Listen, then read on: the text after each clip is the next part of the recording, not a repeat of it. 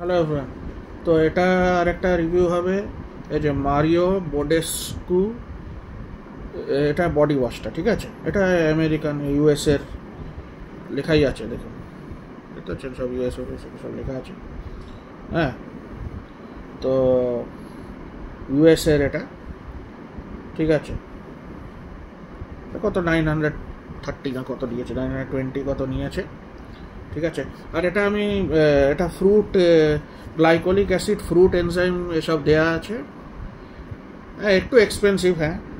236 ml খালি লেখা আছে এখানে, ছোট।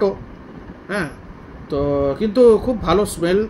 আমি ইউজ করলাম আজকে, ভেরি গুড স্মেল, একটা ফ্লাওয়ারি স্মেল আসছে। আর men and women both can use, ঠিক আছে? তো ভেরি গুড ইট ইস, একটা ফ্লাওয়ারি স্মেল একটা আসছে।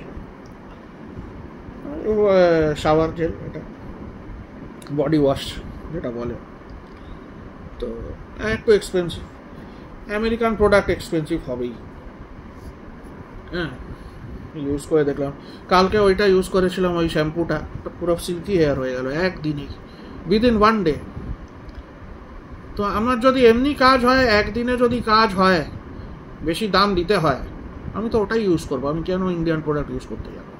I will not use it.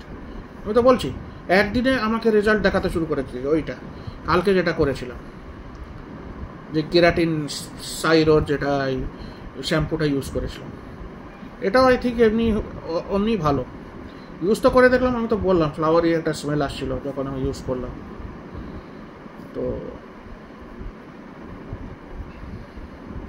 আর এখানে লেখা আছে কোনো animal wire not harmed, paraben free, সবই লেখাই আছে।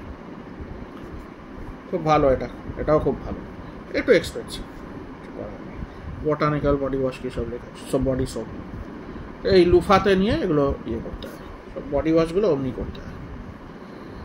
আমি অ্যামাজন থেকে নিয়েছি এটা, I am happy with this, সবগুলোই।